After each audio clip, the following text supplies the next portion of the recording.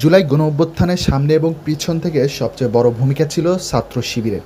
কিন্তু গণঅভ্যুত্থান সফল হওয়ার পর অনেকেই দেখা যাচ্ছে ক্রেডিট নিতে চাচ্ছেন, কিন্তু শিবির যেন তার ব্যতিক্রম।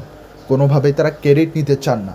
তারা দেশের মানুষ এবং দেশের সাধারণ শিক্ষার্থীদের পাশে থেকে লড়ে গিয়েছেন। তবে ইতিমধ্যেই দেখা যাচ্ছে অনেকেই ক্রেডিট নিতে চান এবং তারা আন্দোলনটা সফল করেছেন নিজেরাই বলে চালিয়ে দিচ্ছেন। তবে জুলাই গণঅভ্যুত্থানে বৈষম্য বিরোধী ছাত্র আন্দোলন যে দলটা ছিল, তাদের পেছন এবং সামনে থেকে ছাত্র শিবিরের ভূমিকা অনেক বড় বেশি ছিল। তার সাথে ছিল অন্যান্য রাজনৈতিক দলগুলো, বিশেষ করে ছাত্রদলও বৈষম্য বিরোধী ছাত্রদের যে প্ল্যাটফর্ম আন্দোলনটা হয়েছে সেখানে বড় ভূমিকা রেখেছে। তবে একাকী ক্রেডিট নেওয়া কারোরই ঠিক হবে না। ছাত্রদল, ছাত্র শিবির বা অন্যান্য যে দলগুলো রয়েছে সবাই বৈষম্যবিরোধী ছাত্র আন্দোলনের প্ল্যাটফর্মে হাসিনা পতনের কারিগর ছিলেন।